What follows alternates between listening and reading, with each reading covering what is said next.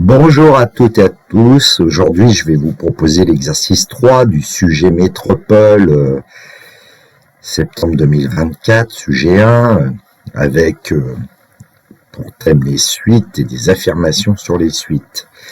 Dans le descriptif de la vidéo, vous trouvez un polycopier en format PDF, ainsi qu'un lien vers mon blog où vous pouvez trouver divers documents de maths spécialité, maths expert notamment. L'énoncé pour chacune des affirmations suivantes, indiquez si elle est vraie ou fausse. Attention, chaque réponse doit être justifiée. Une réponse non justifiée ne rapporte aucun point.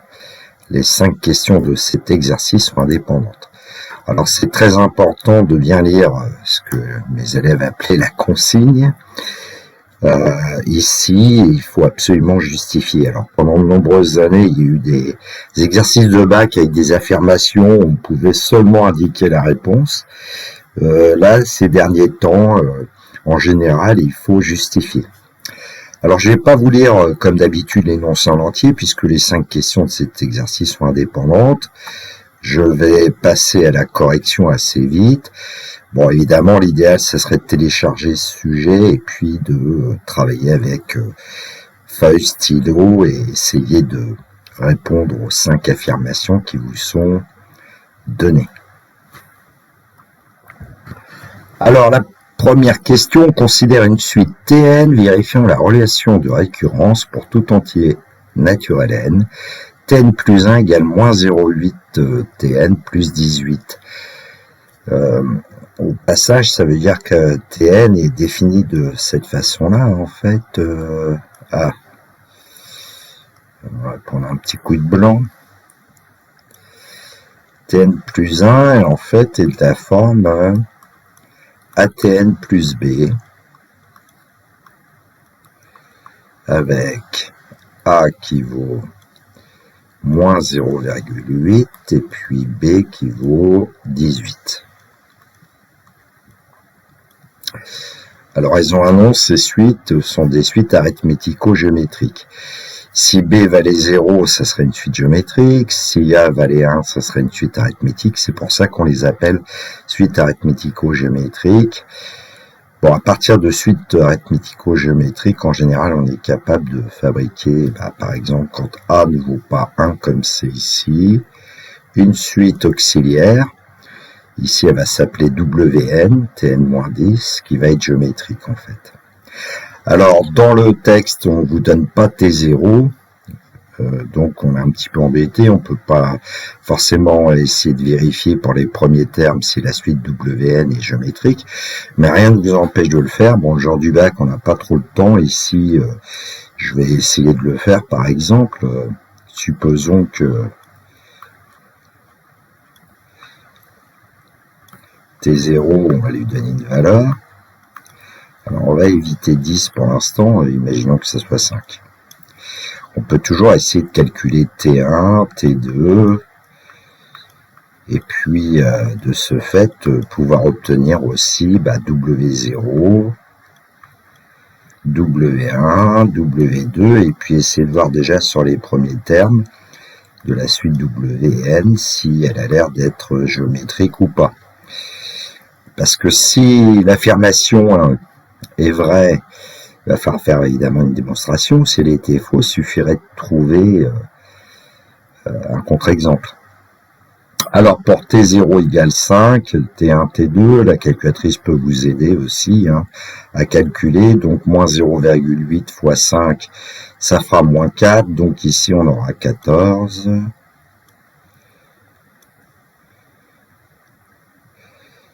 Ensuite, moins 0,8 fois 14, ça va nous donner un certain nombre, plus 18.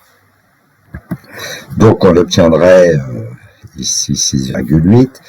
On pourrait calculer donc W0, T0 moins 10, moins 5, T1 moins 10, ça nous fait 14 moins 4, W1 égale 4. Et puis pour W2, c'est T2 moins 10, moins 3,2.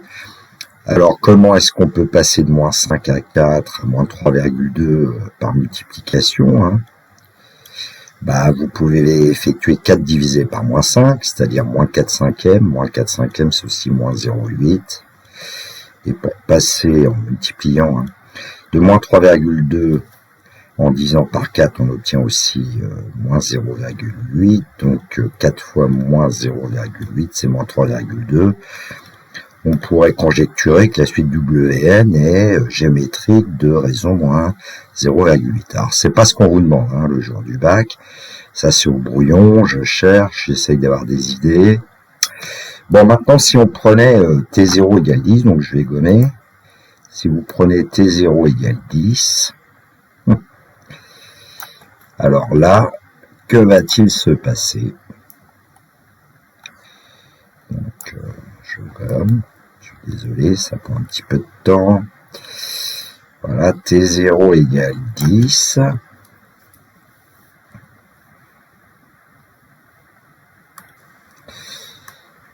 Eh bien, on va trouver T1 égale 10, parce que moins 0,8 fois 10, ça fait moins 8, plus 18, 10. Donc T2 égale 10, etc.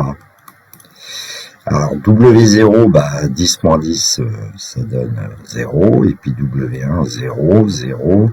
C'est quand même une suite géométrique, parce qu'on peut passer d'un terme au suivant, d'ailleurs en multipliant par n'importe quelle règle K. Et en l'occurrence, moins 0,8, ça marcherait aussi. Bon, je vais effacer tout ça, puis on va essayer de démontrer qu'effectivement, l'affirmation 1, la suite WN définie pour tout entier naturel n par WN égale Tn moins 10 est géométrique. Donc on va calculer WN plus 1 pour tout n de grand N, et puis on va essayer de voir si WN plus 1 est égal à WN multiplié par une constante. C'est pour obtenir une suite géométrique. Ou non, on verra bien. Donc Wn plus 1, dans l'expression de Wn égale Tn moins 10, on remplace évidemment n par n plus 1, donc on obtient Tn plus 1 moins 10. Donc, Wn plus 1, Tn plus 1, ça ne nous arrange pas trop, on veut du Wn à la fin, mais on sait que Tn plus 1, c'est moins 0,8 Tn plus 18, donc on va le remplacer.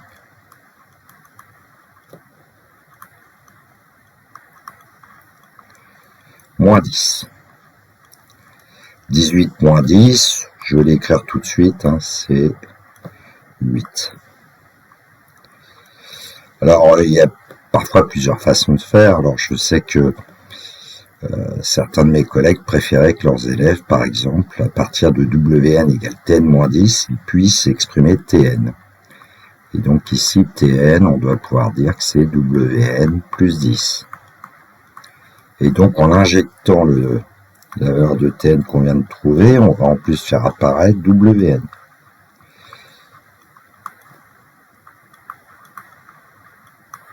Donc, Wn plus 10. Entre parenthèses, plus 8. Et donc, Wn plus 1, ça va être moins 0,8 Wn. Moins 0,8 fois 10 va donner moins 8, et puis on a encore plus 8. Et donc, comme moins 8 plus 8 vaut 0, on aura bien Wn plus 1 égale moins 0,8 Wn. Ceci pour tout n de grand N. Donc, on va pouvoir dire que la suite Wn est géométrique et on peut même préciser de raison moins 0,8.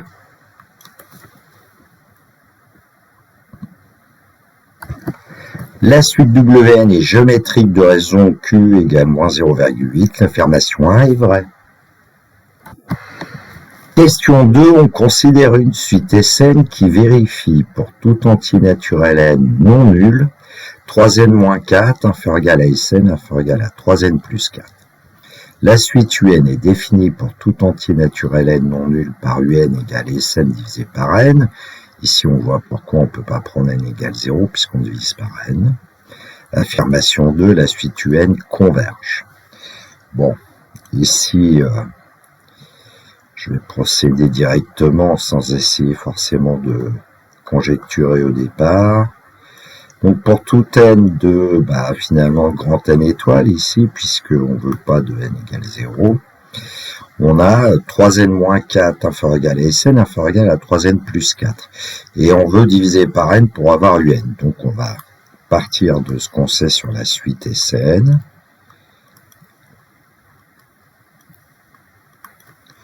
Et pour aboutir à la suite un, il suffit de diviser par n. Comme n est supérieur ou égal à 1, n est notamment strictement positif, donc on ne va pas changer le sens des inégalités quand on va diviser par n. Donc 3n moins 4 divisé par n, inférieur ou égal à Sn divisé par n, inférieur ou égal à 3n plus 4 divisé par n. Donc on a réussi à coincer en fait un entre deux suites. Alors si on garde 3n-4 divisé par n, on va avoir de l'infini sur l'infini. Donc on va couper la fraction en deux. C'est-à-dire qu'on va écrire 3n divisé par n moins 4 sur n. Et on va voir que ça va nous donner quelque chose d'intéressant. Donc en fait, un est compris entre 3 moins 4 sur n et 3 plus 4 sur n. Alors comme on veut voir si la suite un converge, on va chercher la limite du premier membre 3 moins 4 sur n quand n tend vers l'infini, du troisième membre 3 plus 4 sur n. Évidemment, on va trouver 3 parce que 4 divisé par l'infini tend vers 0. Donc, on va pouvoir conclure grâce au théorème des gendarmes. Donc, j'ai réécrit ce qu'on venait d'obtenir et puis on va chercher la limite. Quand n tend vers plus infini, je vais peut-être pas aller trop vite. 4 divisé par n, c'est 0. Donc, la limite de 3 moins 4 sur n, ça sera 3. Et puis aussi la limite de 3 plus 4 sur n sera égale à 3. Qu'est-ce qu'on en déduit? Que la limite, quand n tend vers plus infini de un, c'est 3 grâce au théorème des gendarmes.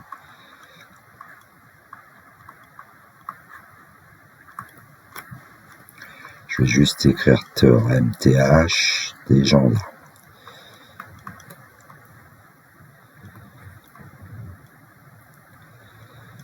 Alors on a obtenu une limite finie pour un, donc un converge.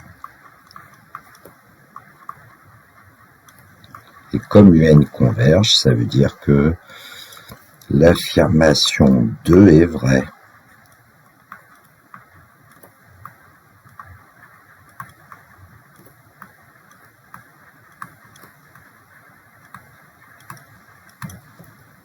Voilà. Question 3, on considère la suite Vn définie par V1 égale 2 et pour tout entier naturel n supérieur ou égal à 1, Vn plus 1 égale 2 moins 1 divisé par Vn. Affirmation 3, pour tout entier n supérieur ou égal à 1, Vn égale n plus 1 sur n. Alors, je propose une conjecture parce que le tout c'est de voir si on peut penser que l'affirmation est vraie ou pas, et puis ici on a Vn qui est défini de manière récurrente, et ensuite on a Vn qui est défini de manière explicite en fonction de n. n plus 1 sur n, ça va être facile à calculer. Quand n vaut 1, on va obtenir 2 sur 1, c'est-à-dire 2. Quand n vaut, et d'ailleurs V1 vaut 2, donc là ici il y a bien égalité. Quand n vaut 2, ici on va obtenir 3 demi, donc on va essayer de voir que vaut V2, et puis quand n vaut 3, ici on va obtenir 4 tiers pour n plus 1 sur n.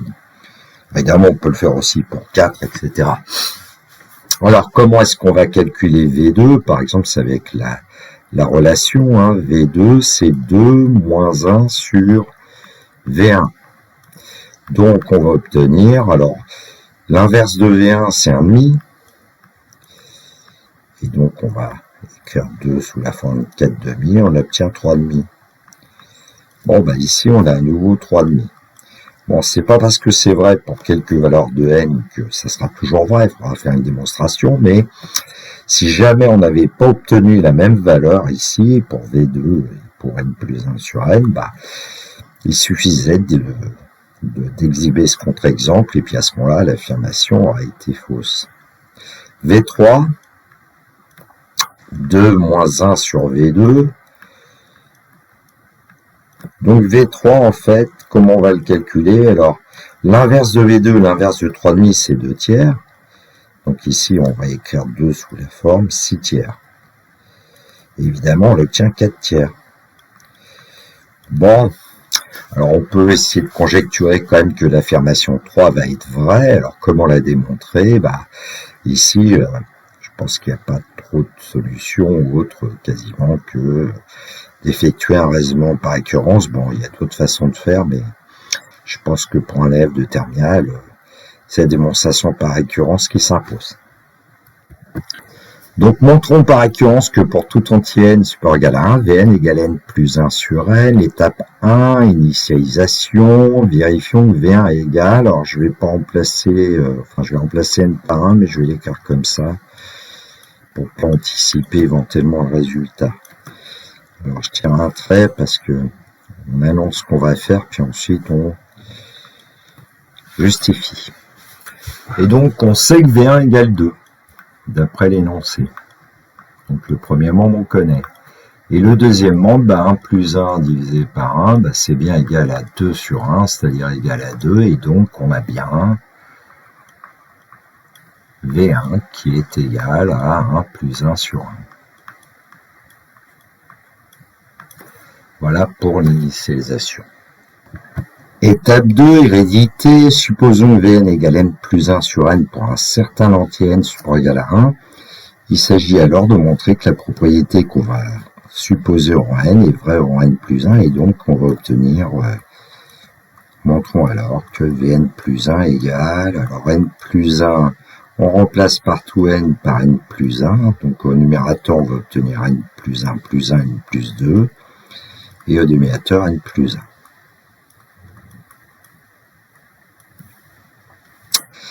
Alors, bon, pour le raisonnement par récurrence, l'idée c'est toujours comment peut-on passer du rang n au rang n plus 1. Ici, c'est comment peut-on passer de Vn à Vn plus 1. Or, on sait que Vn plus 1, c'est 2 moins 1 sur Vn, d'après le texte. Bon, et puis il va falloir utiliser évidemment l'hypothèse de récurrence. Or, Vn, on sait que c'est n plus 1 sur n, par hypothèse de récurrence. Alors ici, je vais écrire HR pour hypothèse de récurrence. C'est pas joli, mais bon. Et donc, Vn plus 1 va être égal à 2 moins, et quel est l'inverse de Vn? Comme Vn est écrit sous forme de fraction, ça sera n sur n plus 1. Donc ici, on s'aperçoit qu'on a un petit calcul à faire. On avait 2, donc le 2, on aura intérêt à l'écrire avec un dénominateur qui soit n plus 1. Donc je vais le modifier tout de suite. Voilà, on va écrire 2 sous la forme 2 facteurs de n plus 1, c'est-à-dire 2n plus 2, divisé par n plus 1. Et donc, Vn plus 1 va être égal, alors le dénominateur commun c'est n plus 1, et puis il suffit de calculer 2n plus 2 moins n. Alors je vais mettre tout de suite la réponse, 2n plus 2 moins n, 2n moins n c'est n plus 2, et c'est exactement ce qu'on voulait. Donc on l'a démontré par récurrence que la propriété pour tout entier n supérieur égal à 1, Vn égale n plus 1 sur n était vraie, donc l'affirmation est vraie. L'affirmation 3 est vraie. Quatrièmement, on considère la suite UN définie pour tout entier naturel n par UN égale exponentielle n moins n. Affirmation 4, la suite UN converge. Bon, j'ai réécrit évidemment UN, alors on peut se rendre compte que UN est la différence de deux termes. Hein. D'une part exponentielle n et d'autre part petit n. Alors on peut chercher quand même la limite d'exponentielle n. Quand n tend vers plus l'infini, on sait d'après le cours que c'est plus l'infini. Limite d'une suite de références. Et puis on sait aussi que la limite quand n tend vers plus l'infini de petit n, c'est plus l'infini. Et donc, quand on effectue la différence, limite quand n tend vers plus l'infini d'exponentielle n moins n va présenter une forme indéterminée. Alors, je vais écrire FI pour forme indéterminée du type plus l'infini moins plus infini.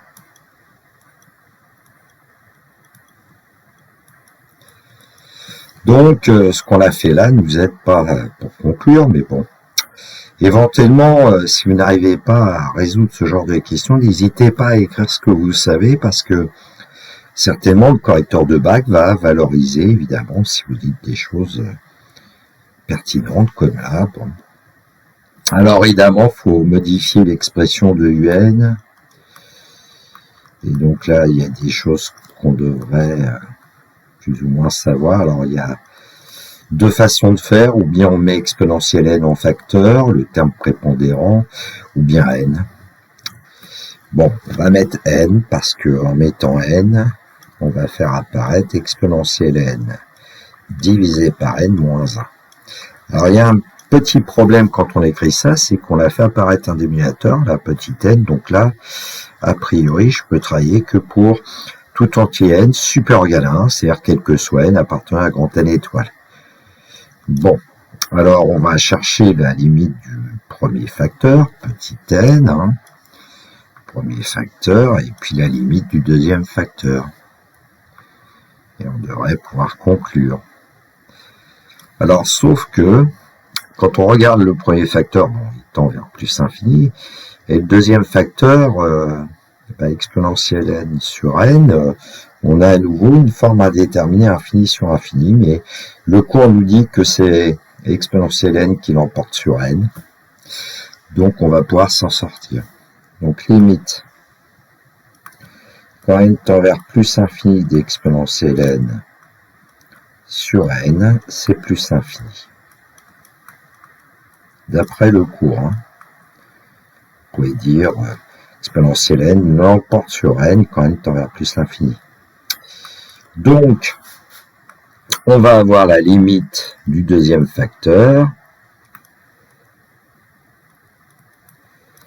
exponentielle n sur n moins 1, plus infini moins 1 va nous donner plus infini comme limite. Le premier facteur petit n va tendre vers plus infini. Le produit de plus infini va nous donner plus infini. Je vous rappelle que un c'est n facteur d'exponentielle n sur n moins 1 pour tout entier n supérieur égal à 1. Limite du premier facteur, donc le premier facteur c'est petit n, c'est plus infini. Et la limite du deuxième facteur, on s'en est occupé juste avant. On l'a trouvé aussi, plus infini.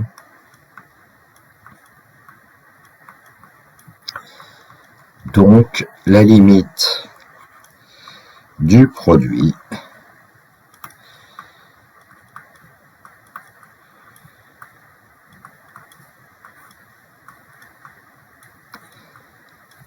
va être plus infini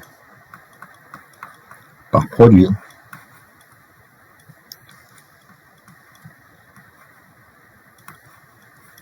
Ce qui fait que la limite, quand n tend vers plus infini de un, c'est plus infini. Et la question, c'était la suite UN converge. Alors évidemment, c'est faux. L'affirmation 4 est fausse.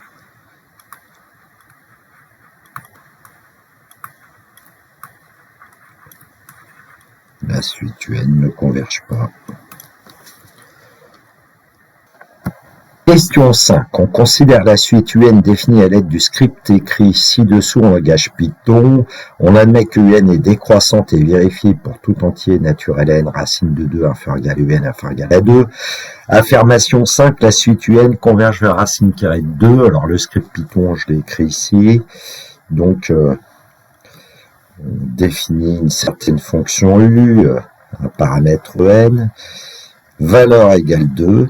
Et puis pour une variable k qui va varier entre 0 en fait et n-1, valeur égale 0,5 multiplié par valeur plus 2 divisé par valeur et on retourne la valeur.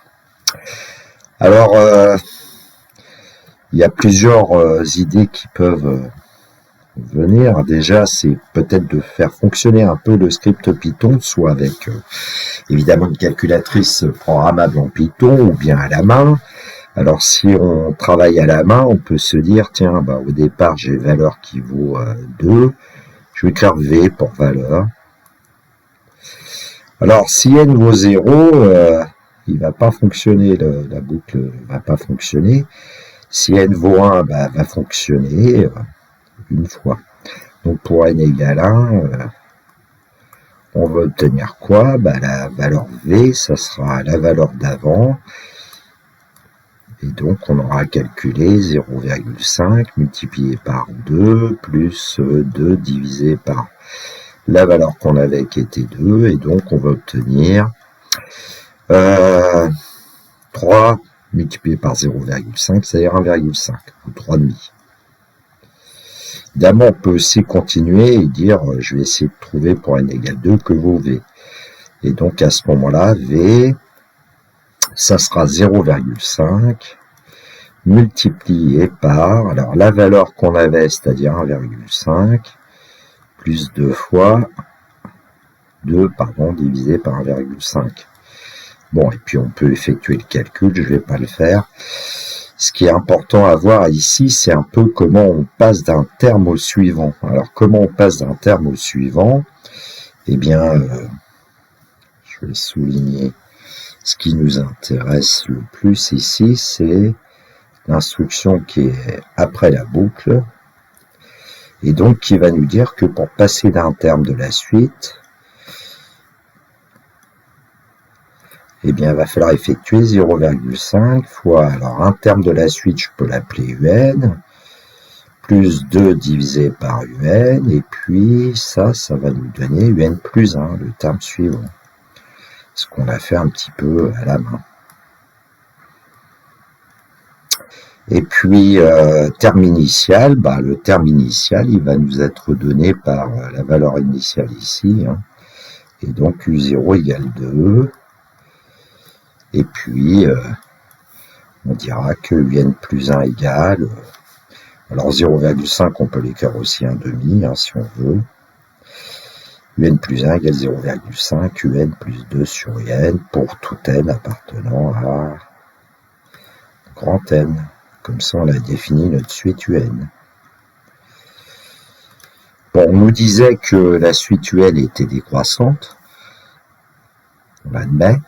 Alors, pour passer de 2 à 1,5, on a diminué. Ici, si on calculait, on pourrait vérifier encore qu'on diminue. On nous dit aussi qu'on va admettre que pour tout entier naturel n, racine carrée de 2 inférieur égal à UN inférieur égal à 2. Alors l'affirmation 5, c'est la suite UN converge vers racine de 2. Alors déjà, est-ce qu'elle converge? Eh bien, une suite décroissante minorée converge, et comme ici, on a UN qui est minorée par racine carrée de 2, et UN est décroissante, donc elle va converger. Alors après, évidemment, il faut voir si la limite, c'est bien racine carrée de 2 ou pas. Bon, j'ai enlevé le script Python et je vous ai donné U0 égale 2 et pour tout n de grand N, UN plus 1 égale 1 demi de UN plus 2 sur UN. Alors j'ai à l'écran une calculatrice TI, et puis on va essayer de voir un peu si l'affirmation 5 semble vraie ou pas. Alors, pour obtenir les termes consécutifs de cette suite récurrente, on peut procéder comme ça, c'est-à-dire que on va mettre le terme initial dans une mémoire que je vais appeler U. On va valider avec entrée, et puis ensuite on va écrire la formule, hein, donc 1 divisé par 2 que je vais mettre entre parenthèses, multiplié par parenthèse, alors c'est alpha U plus 2 divisé par U, et je restocke dans U, ce qui permet d'avoir ici U1. Mais comme la mémoire U va être modifiée, il suffit de taper à nouveau sur entrée, vous allez avoir U2, U3, U4. Alors les termes de la suite semblent effectivement diminuer et puis se rapprocher d'un certain nombre, et assez rapidement. On voit qu'ici on n'a pas modifié les décimales. Bon, je vais le faire à nouveau une fois de plus. Et l'énoncé dit que ce nombre, est-ce que ça serait racine carrée de 2? Alors, je vais taper racine carrée de 2, tout simplement. Et puis voir un peu. On va le rapprocher de racine carrée de 2. Voilà, ça semble vrai. Voilà pour une conjecture. Donc dans un premier temps, on va justifier que la suite UN converge, et ensuite on va essayer de voir si elle converge bien vers racine carrée de 2. Alors UN est décroissante et minorée par racine carrée de 2. D'après le texte, énoncé. Donc, UN converge. C'est une suite convergente. Alors, c'est d'après un théorème de Court qui est le théorème de convergence monotone. Donc, voilà pour le premier point. Et le deuxième point, il va falloir essayer de voir si la limite, c'est bien racine carrée de 2. Alors, puisque la suite UN converge, on va pouvoir dire que on va appeler sa limite grand L, et grand L c'est un réel, hein, puisque la suite converge, et puis on va pouvoir dire que du coup UN plus 1 tend aussi vers grand L. Donc limite de N plus 1, UN plus 1, c'est aussi grand L. Quand même tend vers plus l'infini. Et en prenant l'expression de UN plus 1 en fonction de UN, on va faire un passage à la limite. Donc j'ai réécrit UN plus 1 égale 1 demi de UN plus 2 sur N pour tout N appartenant à grand N, et par passage à la limite, UN plus 1 va tendre vers grand L, UN tend vers grand L, et donc on va obtenir cette égalité. Donc c'est un passage à la limite qu'on a effectué.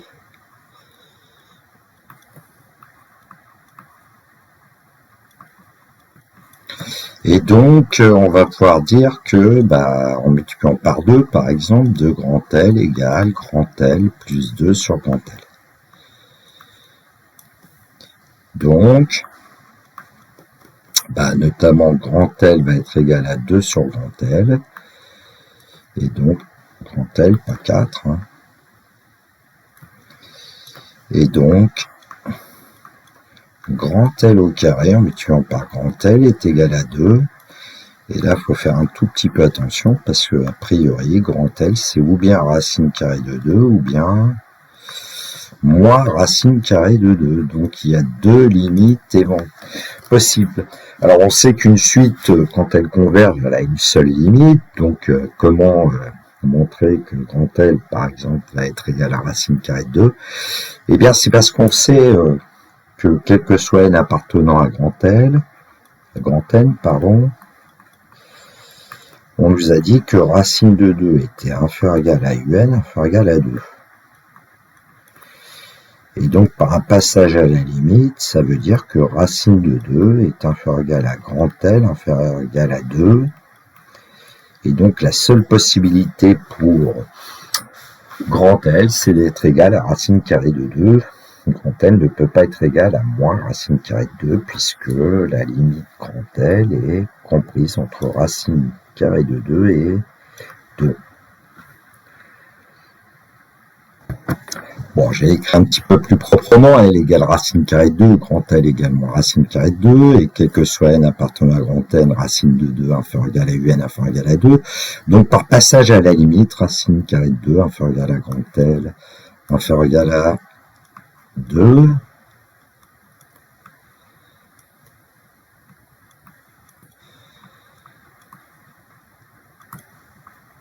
Donc, on n'a pas le choix. Conclusion. Grand L égale racine carrée de 2.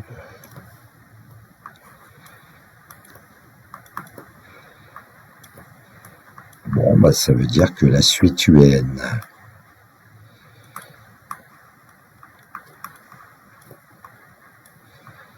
est égale à, sa limite est égale à racine carrée de 2, ce qui veut dire que l'affirmation 5 est vraie.